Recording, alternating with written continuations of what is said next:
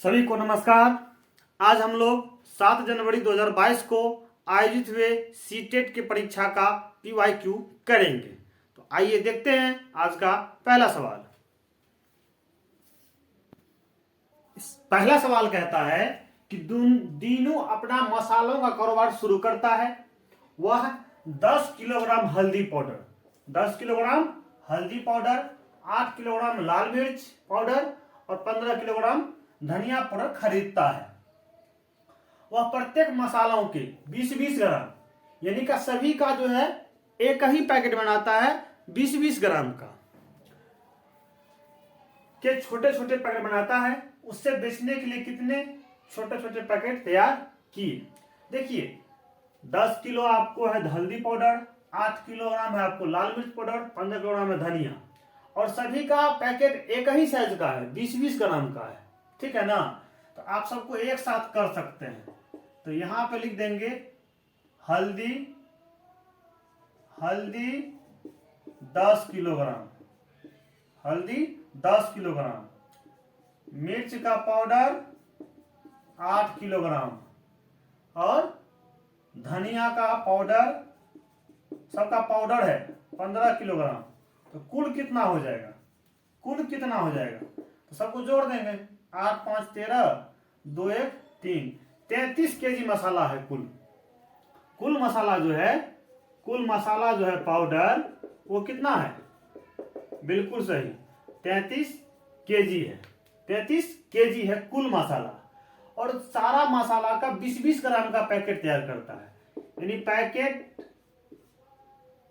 Packet की धारिता, packet में कितना अटता है? पैकेट धारिता है 20 ग्राम। एक चीज ध्यान दीजिएगा, संख्या निकालने से पहले हम यहां देख रहे हैं केजी में और यहां ग्राम में है। इन दोनों को एक जैसा करना है, उसके बाद हम आगे बढ़ेंगे। या तो इसको केजी बना देंगे तो दोनों केजी हो जाएगा, या इसी को ग्राम बना देंगे तो ये ग्राम ग्राम एक हो जाएगा। तो आप क्या कीजिए, इसको ग्राम बनाना आसान है। लिखेंगे चूंकि 1 केजी में 1000 ग्राम होते हैं तो इसीलिए 33 केजी में कितना ग्राम होंगे? बिल्कुल सही, यहां बढ़ गया ना, तो 33 से गुना हो जाएगा। 33 गुना 1000 ग्राम यानी कि 33,000 ग्राम हो गया। यानी इसको आप चाहें तो 33,000 ग्राम लिख सकते हैं। लिखेंगे इसीलिए कुल पैकेट की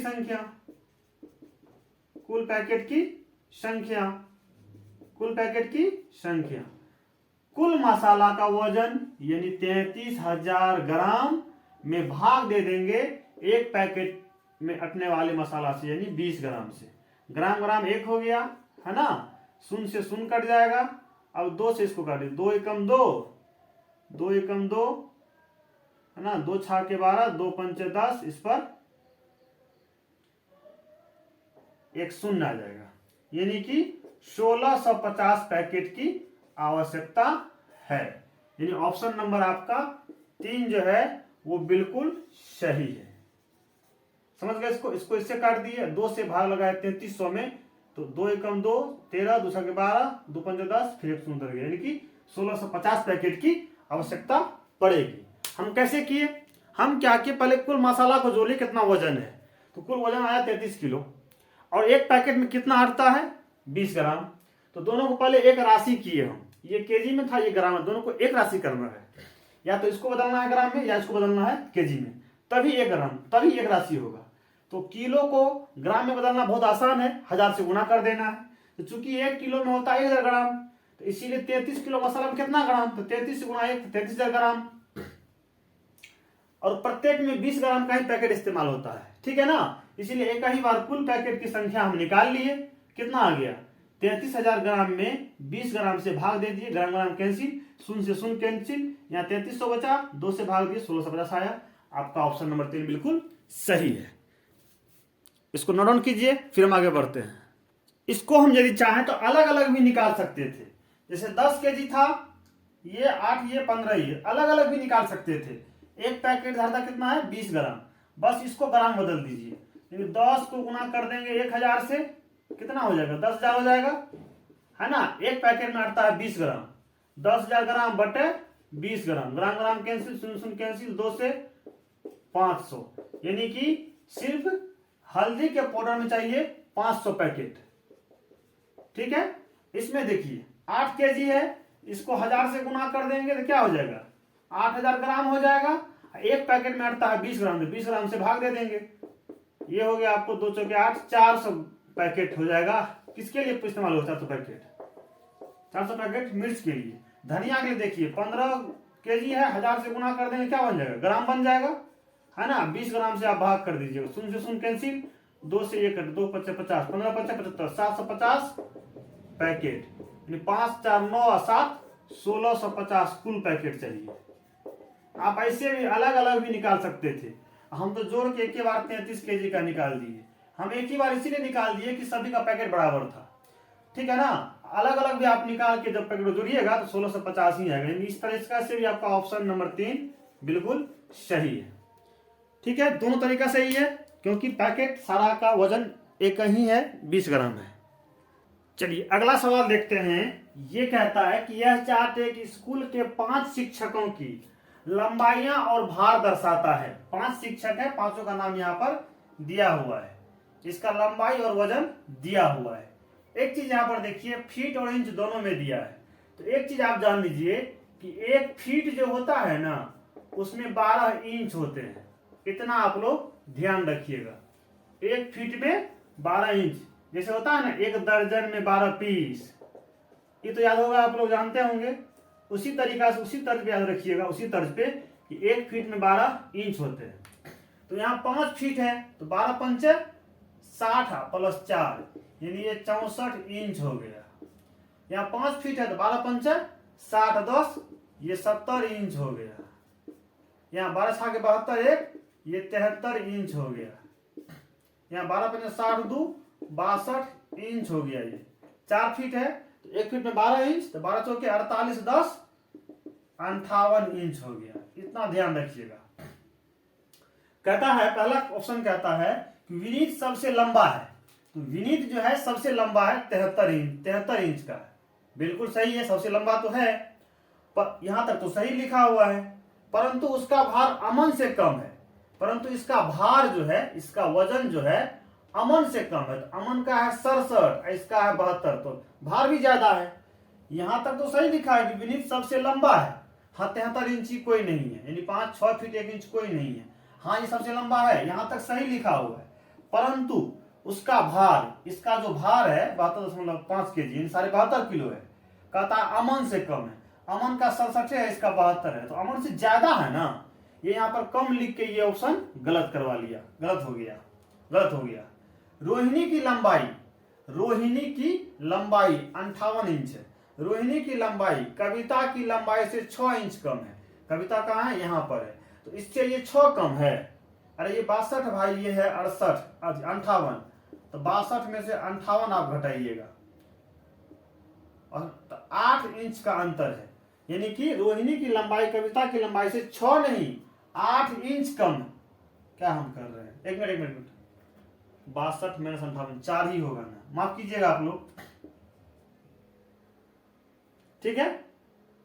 तो रोहिणी की लंबाई कविता की लंबाई से 6 इंच नहीं 4 इंच कम है। यहां 6 डाल के ये ऑप्शन गलत कर लिया। कैसे, तो कविता 62, रोहिणी 58, माइनस किए 62 में 4, यानी कि रोहिणी जो है कविता से 4 इंच ही कम है सर। तो ये ऑप्शन यहाँ पे 6 दे के ये ऑप्शन गलत हो चुका है। अगला कहता है कि राधिका और विनीत के भारों का योग। राधिका और विनीत के भारों का योग, यानी कि ये दोनों भार है, इनका योग 55.5 केजी और यहां पर है 72.5 केजी, 168 केजी हुआ। किसका भार, राधिका का भार और विनीत का भार, ठीक है। कहता राधिका और विनीत के भारों का योग, इतना तो कर लिया, ससुर आया।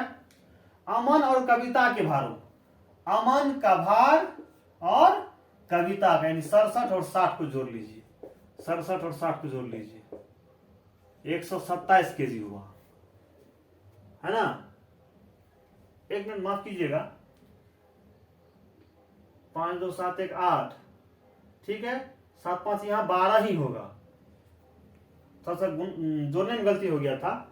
तो राधिका और विनीत का 128 केजी है ना, राधिका और विनीत के भारों का योगफल, तो राधिका का 55.5, विनीत का 72.5, जोड़ के 128 केजी।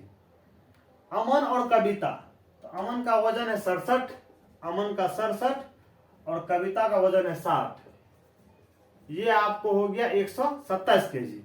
तो कहता है कि राधिका और विनीत के भारों का योग, यानी ये अमन और कविता के भारों के योग से कम है, इससे कम है, उल्टा बोल दिया, ये ज्यादा ही है। यहाँ कम लिख के ये ऑप्शन अभी तक गलत हो चुका है, तीनों ऑप्शन गलत हो चुका है। अब चौथा ऑप्शन देखेंगे, कहता है रोहिणी का भार, रोहिणी का भार कविता के भार का 3/4, तो कविता के भार का 3/4, तो लिखेंगे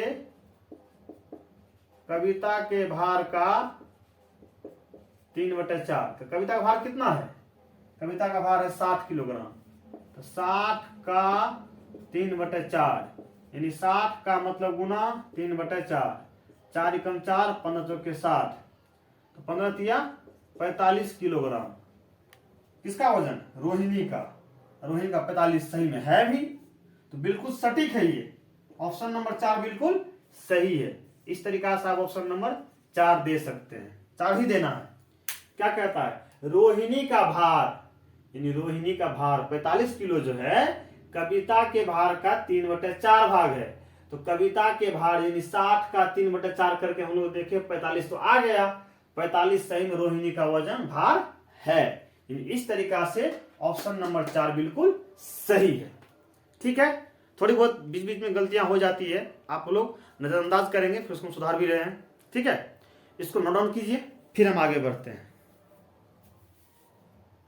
अगला सवाल कहता है कि दो समबाहु त्रिभुजों, समबाहु है, कौन है, समबाहु त्रिभुजों एबीसी और पीक्यूआर के परिमाप होना चाहिए, परिमाप 15 सेमी और 30 सेमी है, 15 सेमी और 30 सेमी है, उनके अंतः कोणों के बारे में निम्नलिखित में से कौन सा कथन सही है। देखिए समबाहु त्रिभुज कह रहा है, हम लिखेंगे समबाहु त्रिभुज, समबाहु त्रिभुज, सम मतलब ही होता है बराबर और बाहु मतलब भुजा, दो समबाहु त्रिभुज बनाइए, है ना, दोनों का परिमाप जो है एक का 15 और एक का 30 है। तो समबाहु त्रिभुज का अर्थ हुआ वह त्रिभुज जिनका तीनों भुजाएं बराबर हो, तीनों भुजाएं क्या हो, बराबर हो, नाम से ही स्पष्ट है, सम मतलब बराबर, बाहु मतलब भुजा, तो जिस त्रिभुज का तीनों भुजाएं बराबर हो वही त्रिभुज समबाहु त्रिभुज कहलाता है। तो पहला का परिमाप 15 है और 3 भुजा है, इसका मतलब 5 सेमी तीनों का लंबाई है, 5 सेमी लंबाई चौड़ाई है, सॉरी 5 सेमी तीनों भुजाएं हैं। दूसरा का 30 है और 3 ही भुजा होता है, तो ये कितना है, 10 है, 10 सेमी है, ठीक है, 10 सेमी है, तो 5 या 15, 10 या 30, तो पहला का 15 है, दूसरा का 30 है, और पहला का नाम है एबीसी और दूसरा का नाम है पीक्यूआर, पीक्यूआर नाम है। ठीक है, अब आपसे पूछता है कि त्रिभुज एबीसी का प्रत्येक कोण, त्रिभुज एबीसी का प्रत्येक कोण, इनका तीनों कोण जो है पीक्यूआर के तीनों कोण से कम है, इनका प्रत्येक अंतःकोण इनके तीनों अंतःकोण से कम है। फिर कहता है कि पीक्यूआर का प्रत्येक कोण त्रिभुज एबीसी के प्रत्येक कोण का आधा है, एबीसी और पीक्यूआर के अंतःकोण दोनों को कहता है बराबर है। फिर कहता है पीक्यूआर का प्रत्येक कोण एबीसी के प्रत्येक कोण अंतःकोण का दुगुना है। देखिए एक चीज जान लीजिए आप लोग, ये लंबाई पे आप लोग मत जाइए, कोई भी समबाहु त्रिभुज हो, यहाँ तो 5 है या यहाँ तो 10 है, मान लीजिए यहाँ पे 50 का रहता, लेकिन यदि समबाहु त्रिभुज रहता तीनों भुजाएं बराबर होगा, तो त्रिभुज में नियम है जब तीनों भुजाएं बराबर तो तीनों कोण भी बराबर, ठीक है ना, और त्रिभुज के तीनों भुजा जब बराबर तो तीनों कोण बराबर, चाहे वो भुजा 5 हो, 10 हो, 15 हो, 20 हो, 25 हो, 100, उससे मतलब नहीं है, ठीक है। लेकिन इसके अंदर का कोण हम ये भी जानते हैं कि किसी भी त्रिभुज के तीनों अंतः कोणों का योगफल 180 डिग्री होता है। ध्यान दीजिएगा, हम जो कहना चाह रहे हैं कि समबाहु त्रिभुज जिनकी तीनों भुजाएं बराबर हो, भुजा की लंबाई कुछ भी हो, 5 हो, 10 हो, 20 हो, 25 हो, उससे मतलब नहीं है, कुछ भी हो, समबाहु है, तीनों बराबर है। लेकिन किसी त्रिभुज के तीनों अंतः कोणों का योगफल कितना होता है? 180 डिग्री। समझ गए? और एक चीज जान लीजिए कि त्रिभुज में बराबर भुजा है तो तीनों कोणों बराबर होगा।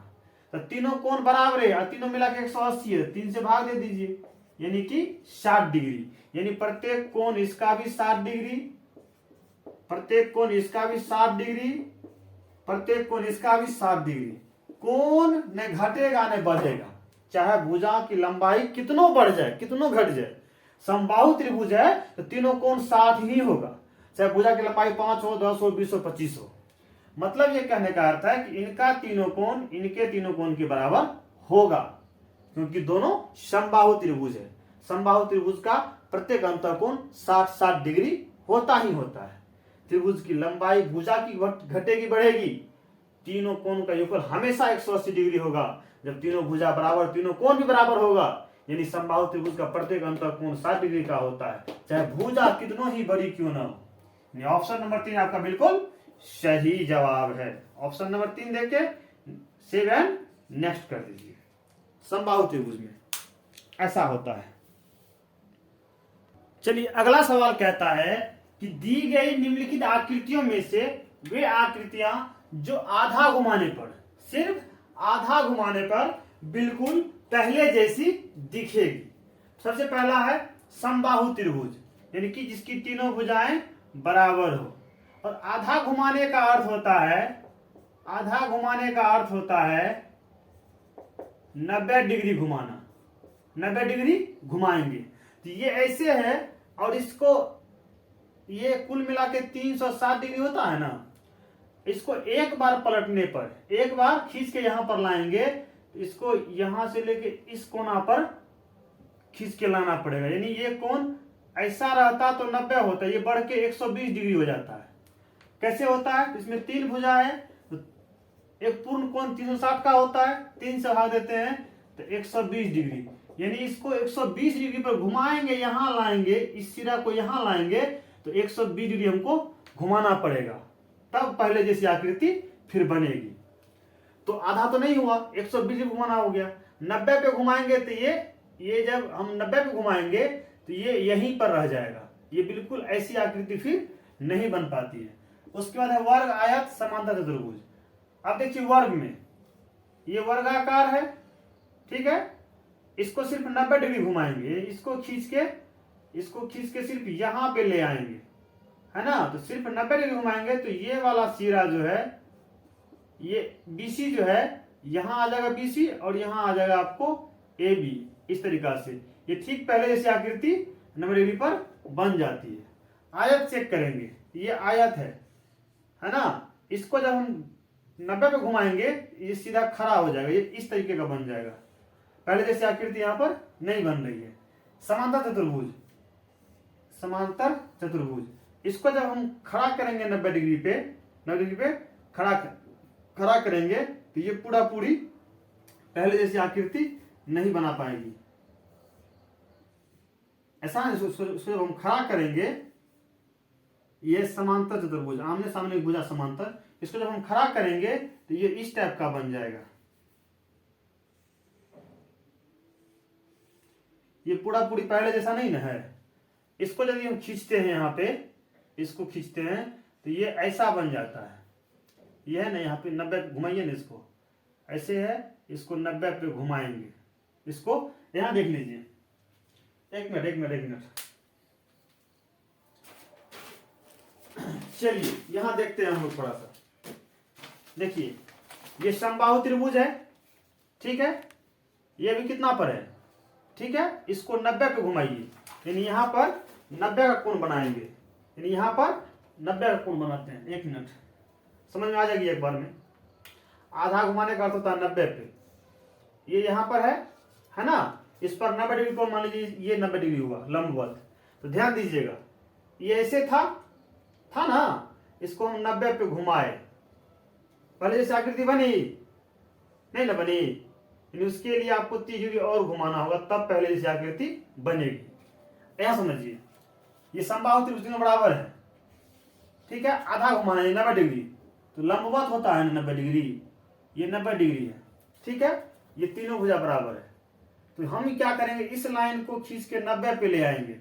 देखिए पहले से आकृति बनी नहीं बनी है, उसके लिए 30 डिग्री और घुमाना पड़ता है, इसलिए बोलते हैं कि समबाहु त्रिभुज का एक घूर्णन 120 डिग्री का होता है। दूसरी बार फिर 120 पे घुमाएंगे और तीसरी बार फिर 120 पे घुमाएंगे, यानी कि इसको समबाहु त्रिभुज को 90 डिग्री पर घुमाने पर पहले जैसी आकृति नहीं रहती है, उसके लिए 120 करना पड़ता है। तो ये तो आपका नहीं हुआ।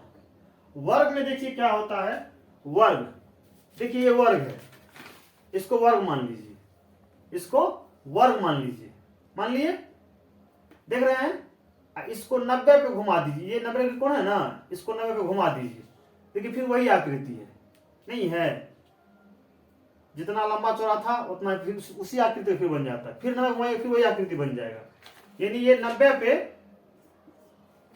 पहले जैसी आकृति बन जाती है। अब देखिए आयत में देखिए, मान लीजिए ये आयताकार है ना, इसको आप 90 पे घुमाइएगा, ये 90 डिग्री कोण है ना, इस पे घुमाइएगा, ये ऐसे है अभी, 90 पे घुमा दिए ऐसे, ध्यान दीजिए, ये ऐसे 90 डिग्री घुमा दिए ऐसे, पहले से आकृति रही ऐसे था, 90 घुमाइए लंबा लंबी ऊपर हो गया, नहीं ना हुआ 90 पे, हाँ 180 कर देंगे तो फिर ऐसी आकृति हमें प्राप्त हो जाएगी।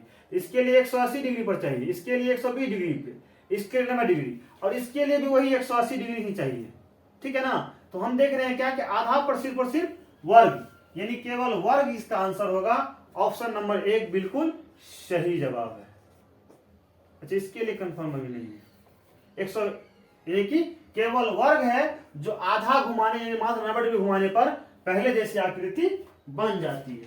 ये है आकृति, 90 पे घुमा दी फिर वही आकृति, है ना, सिर्फ और सिर्फ वर्ग, यानी केवल वर्ग इसका आंसर होगा ऑप्शन नंबर 1।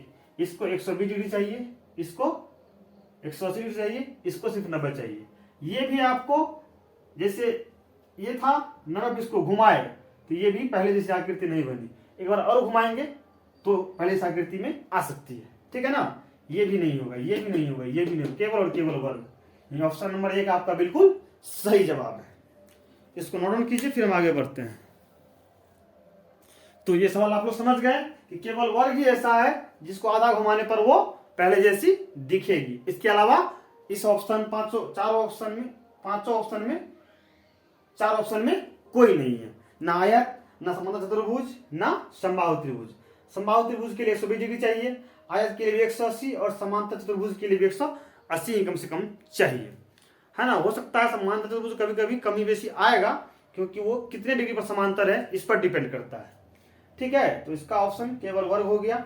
चलिए अगला सवाल हम लोग देखते हैं, सवाल नंबर 5 होगा। आइए हम लोग देखते हैं सवाल नंबर 5 को। देखिए 5 नंबर का सवाल कहता है कि 5 क्रमागत, कितने, 5 क्रमागत मतलब लगातार, प्राकृतिक संख्या मतलब प्राकृतिक संख्या नेचुरल नंबर किसे कहते हैं, गिनती की संख्या को प्राकृतिक संख्या का, जैसे 1 2 3 4 5 का औसत दिया हुआ है, एवरेज कितना, 15। तो क्या बताना है आपको, ऐसी इस संख्या का पहली और अंतिम संख्या का योग बताना है ना। कितने का, 5 का, किसका, लगातार संख्याओं का, कौन संख्याओं का, प्राकृतिक संख्या मतलब गिनती के संख्या का, क्या, औसत यानी एवरेज कितना है, तो 15। करना क्या है, तो उसमें से पहली और अंतिम संख्याओं का योग बताना है, ठीक है ना। देखिए बहुत ही आसान सवाल है, जैसे ही क्रमागत लग गया मतलब 6 के बाद अगला क्या आएगा, लगातार में 7, यानी 1 जोड़ दिए, फिर अगला क्या आएगा, इसमें 1 जोड़ दीजिए 8, इसमें 1 जोड़ दीजिए। तो पहला कौन सा होगा, पहला प्राकृतिक संख्या क्या होगा, यदि पहला मान लीजिए 8 है तो अगला 9 होगा, है ना। पहला 10 है तो अगला 11 होगा, फिर 1 जोड़ देंगे 12 होगा। तो पहले पहला पता होगा तब तो 5 लगातार निकालेंगे, पहला पता ही नहीं है हमको। तो यहां पर हम क्या करेंगे, पहला को x मान लेंगे और बहुत आसानी से बन जाएगा। लिखेंगे माना कि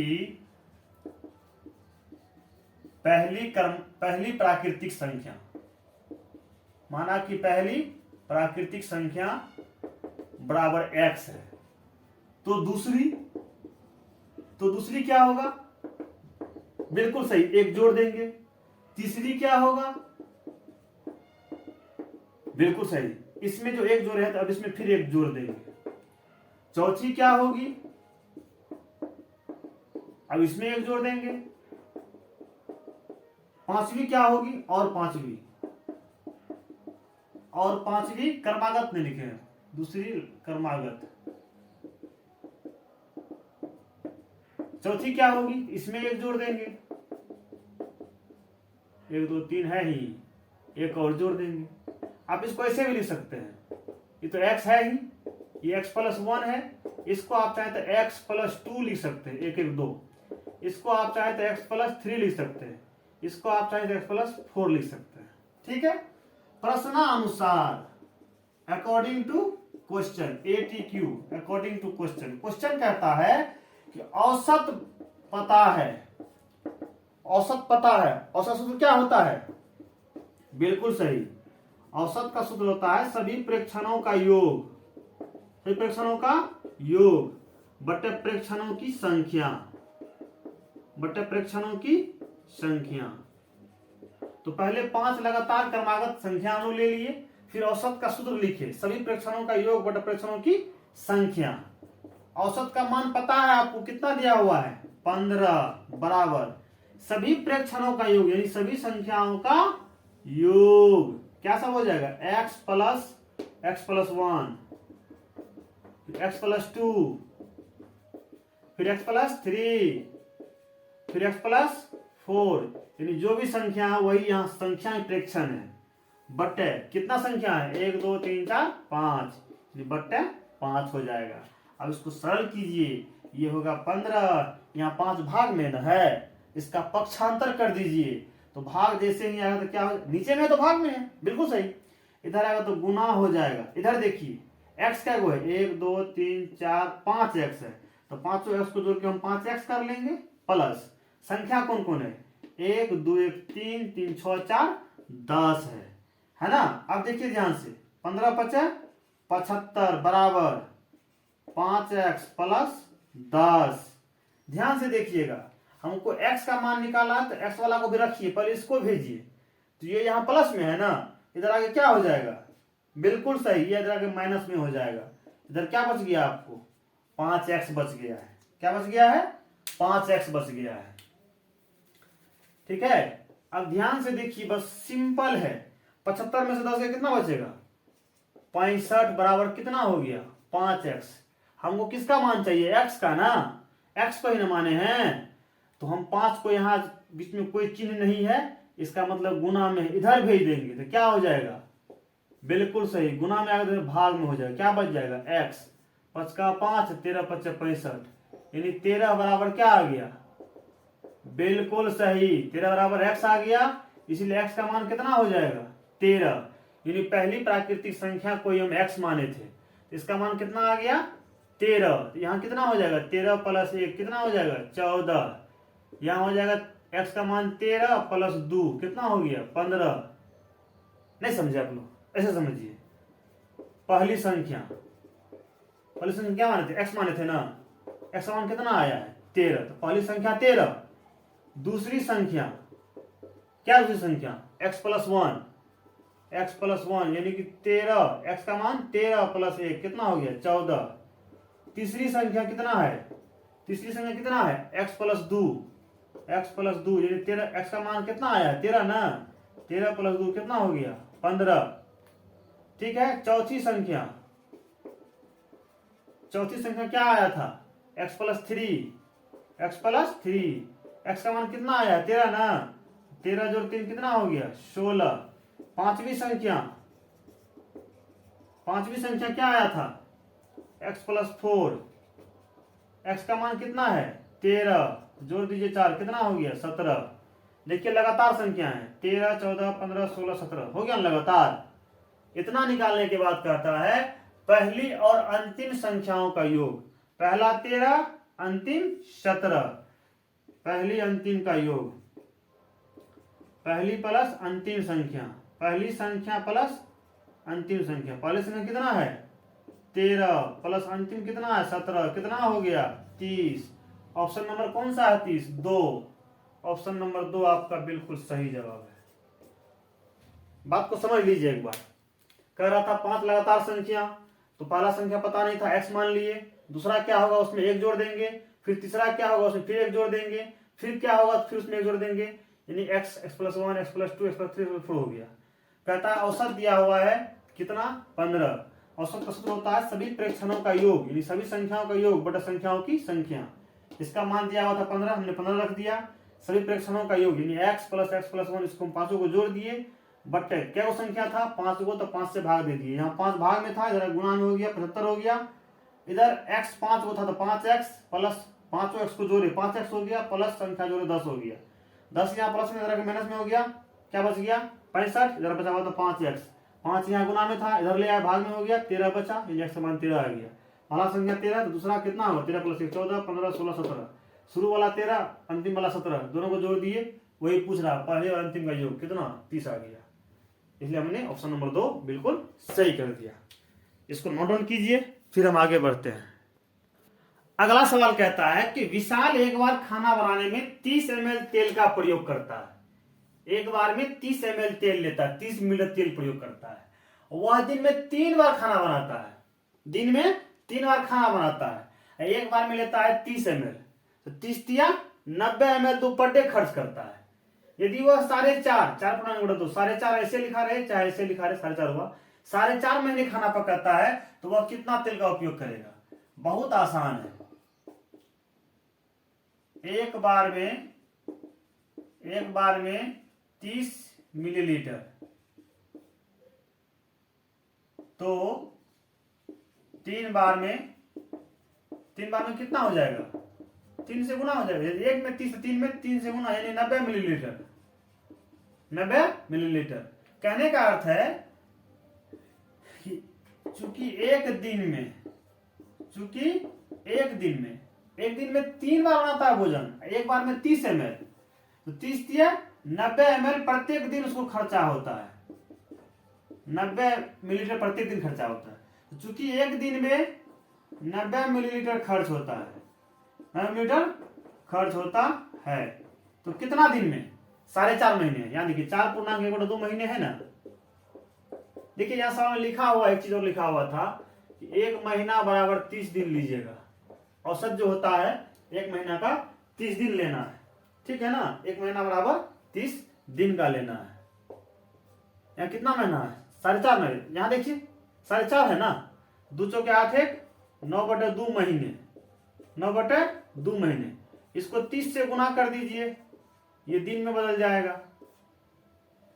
1 महीना में 30 दिन, तो 2 महीना में 2 गुना 30, तो 4.5 महीना में 4.5 से गुना कर दिए। 2 से काटिए इसको, 15, 15 नमा 35, 135 दिन का बात चल रहा है। तो चूंकि एक दिन में 90 ml तेल खर्च करता है, इसीलिए 4.5 महीना यानी कि 135 दिन में कितना तेल खर्च करेगा? तो एक में 90 तो 135 में बढ़ेगा ना, बढ़ेगा, दोनों गुना हो जाएगा, यानी 135 गुना 90 मिलीलीटर। गुना कर दीजिए, 0 का 0 आ जाएगा, 9 से करिए, 9 5 45 का 5 हासिल 4, 9 तिया 27 4 31 का 1 हासिल 3, 9 का 9 3 12, इतना मिलीलीटर खर्च होगा।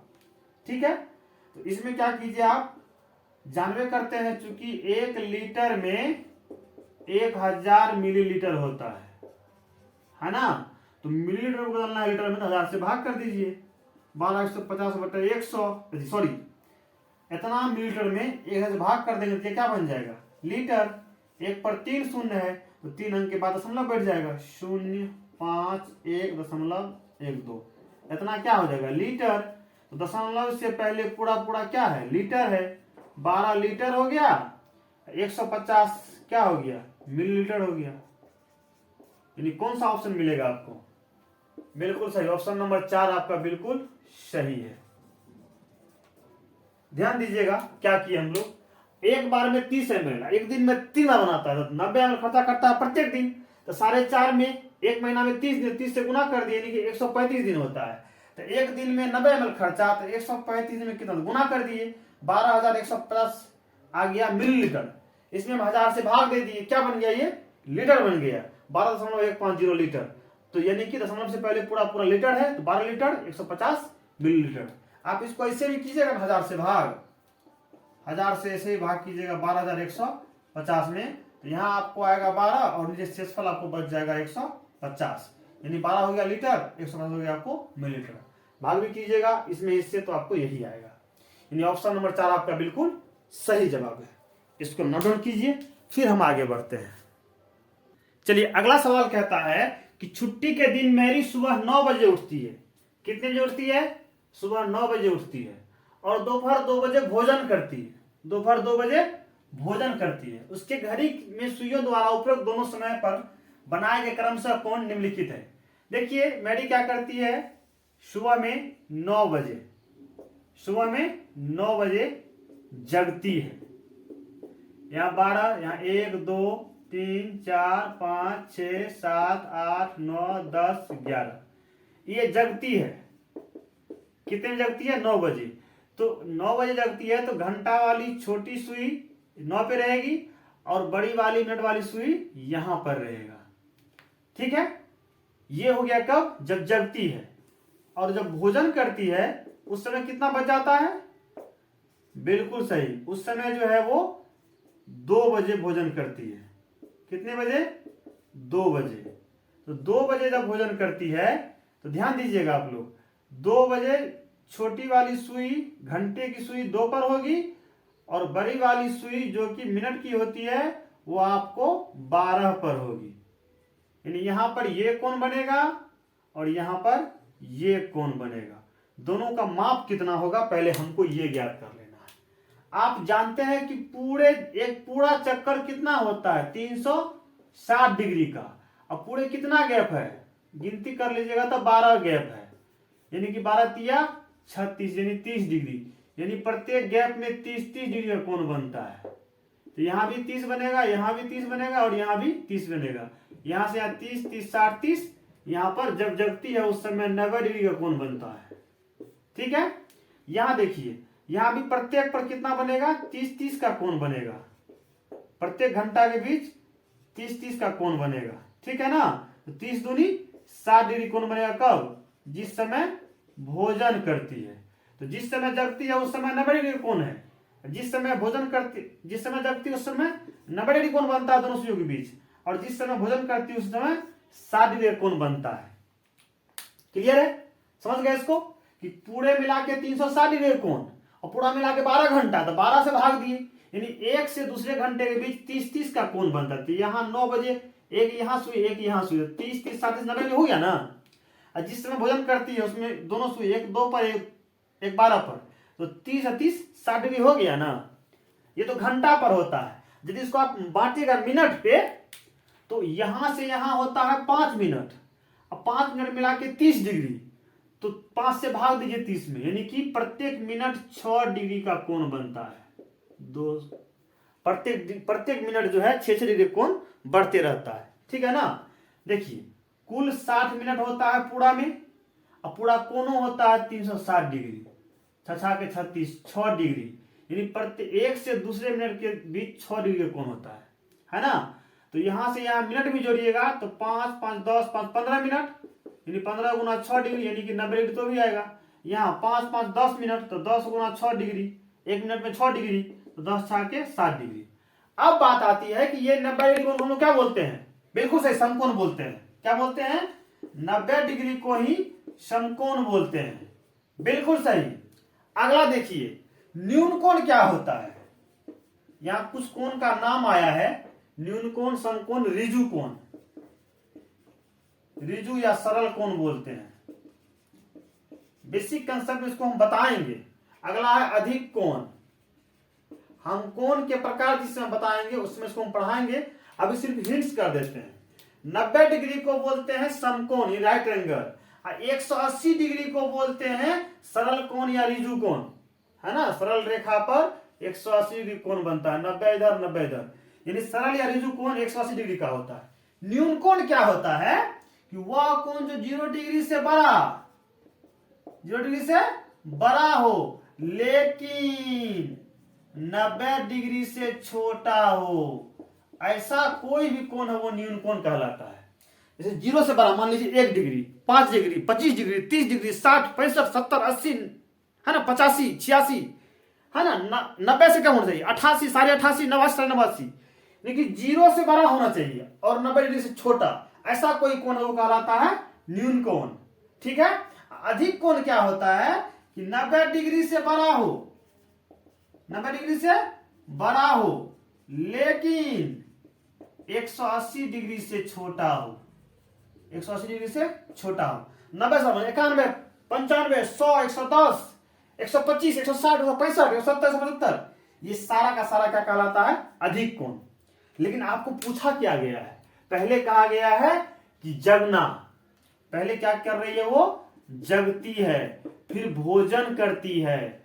जगती है तो कितना कोण बनाई, 90 डिग्री, भोजन करने से कितना कोण बनाई, 60 डिग्री। 90 को क्या बोलते हैं, समकोण बोलते हैं। बिल्कुल सही जवाब, समकोण बोलते हैं। 60 डिग्री किस में जाएगा, ये जाएगा आपको 0 से बड़ा लेकिन 90 से छोटा, यानी कि न्यून कोण।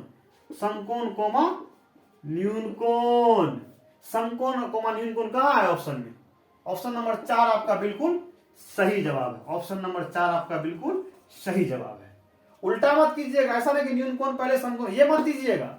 क्यों, क्योंकि पहले ये जगती है तो जगने का कोण 90 यानी समकोण पहले, भोजन का कोण 60 डिग्री यानी 0 से बड़ा 90 से छोटा न्यून कोण, तो न्यून कोण बाद में, समकोण पहले न्यून कोण बाद में। इसका ठीक उल्टा ऊपर दिया है वहां नहीं जाना है, जैसा दिया है वैसा ही उत्तर देना है। ऑप्शन नंबर 4 आपका बिल्कुल सही जवाब होगा। आप लोगों को पढ़ते समय यह लगता होगा कि सर 8 ही सवाल में आधे घंटे से अधिक समय लगा देते हैं। देखिए, हम बेसिक कंसेप्ट जहां पे कमी होता है हम देते जाते हैं, इसीलिए समय लगता है ना। हम सिर्फ सवाल का आंसर बताते चले तो एक सवाल के लिए 1 से 1.5 मिनट काफी है। ठीक है ना। आप लोग पेशेंस के साथ देखिए, आपका कंसेप्ट के साथ साथ आपका PYQ भी हो रहा है, इसलिए समय लगता है। पेशेंस के साथ देखिए, इसको नोट डाउन कीजिए, फिर हम आगे बढ़ते हैं। चलिए, अगला सवाल कहता है कि रेखा कागज मोड़कर घन बनाना जानती है। घन आप लोग समझ गए होंगे, वह त्रिविमीय आकृति, हम कल बताए थे कि लूडो का पासा जो फेंकते हैं, है ना, उसमें लंबाई, चौड़ाई और मोटाई तीनों बराबर होता है, वो क्या होता है, घन होता है। और क्या होता है, सुडोकू जो घर में होता है खेलने के लिए, जो आप लोग क्लाउड मैच करते हैं, वो भी आपको घन का अच्छा उदाहरण है। तो एक रेखा कागज मोड़कर घन बनाना जानती है, वह 10 सेंटीमीटर भुजा वाले। तो घन जो है जिसकी लंबाई, चौड़ाई और मोटाई, वह त्रिविमीय आकृति जिसकी लंबाई, चौड़ाई और मोटाई तीनों बराबर हो, तीनों क्या हो, बराबर हो, है ना, तीनों बराबर हो। तो प्रत्येक कितना है, 10-10 सेंटीमीटर लंबा, चौड़ा, मोटा, सब कुछ 10-10 सेंटीमीटर है। घन है, सभी भुजाएं क्या होगी, बराबर ही होगी। तो वह 10 सेंटीमीटर भुजा वाले 12 घन बनाती है। ऐसा वो 12 घन बनाती है, घन ऐसा ही 12 घन बनाती है। वह सभी घनों को रखने के लिए बड़ा डिब्बा चाहिए। 12 को जो बनाती है उसको रखने के लिए बड़ा सा डिब्बा चाहिए। ठीक है, जिससे सभी छोटे उसमें बिना खाली जगह छोड़े पूरी तरह आट जाना चाहिए। इस डब्बे का आयतन कितना होगा, वो बड़ा डब्बा जो चाहिए, ये जो 12 को बनाई, ये चाहती है कि 12 को एक डब्बा में रखें और 12 को जब उस डब्बा में रख दें तो जरा सा भी जगह ना अधिक हो ना कम हो। ठीक है, यानी कि इसका जगह की बात चल रही है। ठीक है ना, इसके जगह की बात चल रही है। मान लीजिए कुछ देर के लिए ये घन है, ठीक है, तो इसके चारों तरफ का क्षेत्रफल जो निकालते हैं, ये इसका क्षेत्रफल होगा। लेकिन इसका आयतन क्या होगा कि इसमें आखिर हम जब कुछ रखेंगे, इसका जितना भी जगह है ना अंदर का, ये सारा इसका आयतन है। मान लीजिए इसमें हम गेहूं का दाना रखेंगे तो कितना गेहूं का दाना अटेगा। ठीक है, या इसके बीच हम पानी रखेंगे या कुछ रखेंगे तो कितना जगह में कितना पानी इसमें आएगा। तो इसके बीच का जो भी खाली स्पेस है, इसके चारों तरफ 5-6 तरफ एरिया छोड़ के, वो इसका आयतन होता है।